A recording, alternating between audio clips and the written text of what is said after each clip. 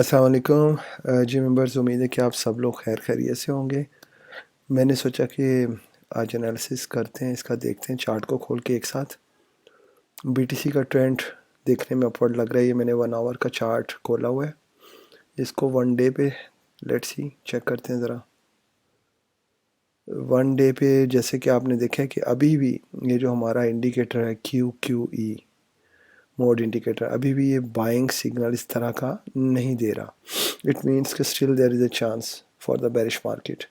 ठीक है, ये ट्रेंड लाइन ऊपर से हमने ली थी। जब तक मैंने कहा था कि ट्रेंड लाइन को क्रॉस नहीं कर लेता ऊपर की तरफ, तब तक हम पॉजिटिवली नहीं सोच सकते कि मार्केट अच्छी जाएगी। और दूसरी बात कि जब तक मार्केट 44,000, पहली तो ये आती है ना स्ट्रॉन्ग सब इस वक्त जो रेजिस्टेंस बन चुकी हुई है 40,400, पहले तो इसको ब्रेक करे। ये जो है क्यों है, ये देखिए यहाँ पे भी कॉन्टीन्यूस रिजेक्शंस है, यहाँ पे भी है, इसके अलावा माजी में भी है यहाँ पे। सो 40,400 बड़ी स्ट्रॉन्ग रेजिस्टेंस है, इसको पहले ब्रेक करें। उसके बाद ऊपर जाके जो 44,000 वाली आती है, 44,700 वाली यहाँ पे, ये वाली, ये उससे भी स्ट्रॉन्ग है। इसको ब्रेक जब तक नहीं करता इस लेवल को बीटीसी, तब तक हम नहीं कह सकते कि ये हम मार्केट को पॉजिटिवली सोच सकते हैं या ये कि चलें आगे हम। ये हो गई 44,700 वाली, ठीक है जी। इसका कलर चेंज कर लेते हैं। ये इसको तोड़ना ज़रूरी है। इसका अभी पहली बात कि इस ट्रेंड लाइन को तोड़ना ज़रूरी है, फिर हम जाके कह सकते हैं कि मार्केट अच्छी पोजीशन में आ चुकी है और अब बुलिश आएगी।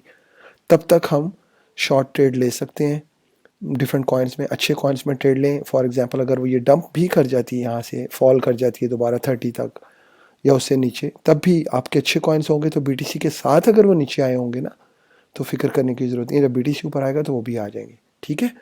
और अभी हम चलते हैं वन आवर के चार्ट के ऊपर।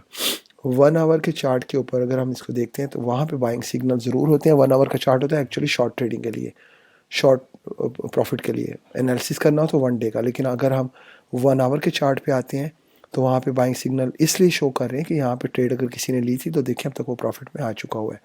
हमारे ये इंडिकेटर बहुत अच्छा, इसे ज़रूर यूज़ किया करें, क्योंकि पर्सनली मैं इससे काफ़ी फ़ायदा ले चुका हूँ।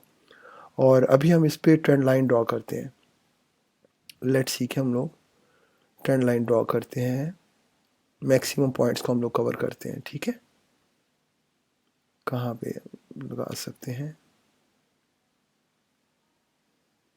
ये लेते हैं हम ट्रेंड लाइन, ठीक हो गया जी। इसको हम एज अ रेजिस्टेंस लेते हैं, इसका हम कलर चेंज कर लेते हैं।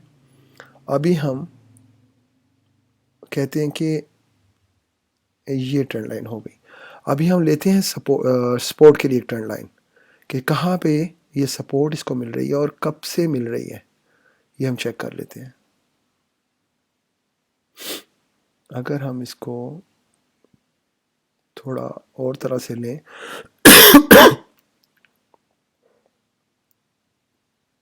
अगर हम इसको यूं करते हैं, यहाँ से मार्केट को अगर हम कैच करते हैं, क्योंकि यहाँ से फिर ये नीचे गई थी, तो ये हम कर लेते हैं। अगर इसको हम ग्रीन कलर दे देते हैं सपोर्ट को, ये, तो अब देखें ये हमारे सामने इस वक्त सपोर्ट लाइन आ रही है, इस वक्त आ रही है ये रेजिस्टेंस की ट्रेंड लाइन।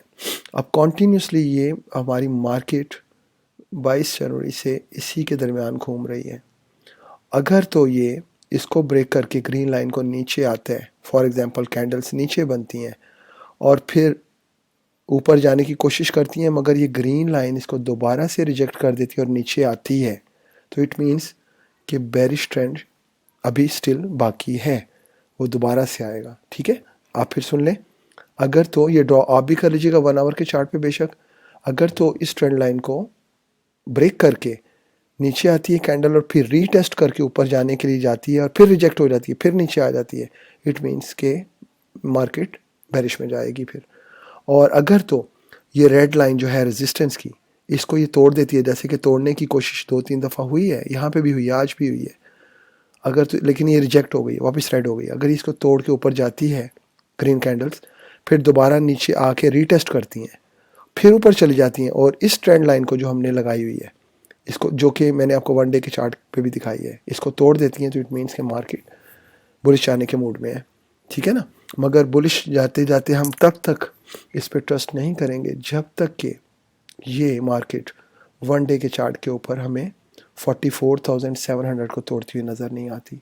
सही मायने में आप तब ट्रस्ट कर सकते हैं, otherwise market can be down any time and may be badly, क्योंकि अभी कुछ हालात भी रशिया और यूक्रेन के ठीक नहीं चल रहे। अगर तो वहाँ पे जंग शुरू हो जाती है, अल्लाह ना करे, तो मार्केट आपकी बहुत नीचे भी आ सकती है। तो बाकी इसमें मुझे इन दिनों भी मैसेजेस आ रहे थे, लोग फ्रस्ट्रेटेड हैं। मैं अक्सर, उस दिन मैंने एक लंबी चौड़ी पोस्ट भी की कि फ्रस्ट्रेशन नहीं रखें अपने अंदर। अगर आपने फ़र्ज़ करें कि कोई कॉइन लेना है, आपके पास पैसे हैं, तो even this point is not a bad point, आप ले सकते हो, क्योंकि मार्केट यहाँ से नीचे आई है, यहाँ से। तो आपने जब यहाँ पे लेना है तो वो कॉइन लें जो बीटीसी के साथ नीचे आया है, लेकिन जो कॉइन अपनी कमज़ोरी के तहत नीचे आया है उसको मत लें, क्योंकि वो, उसका ताल्लुक ये मार्केट के डाउन होने से नहीं है, उसकी अपनी वीकनेस की वजह से है।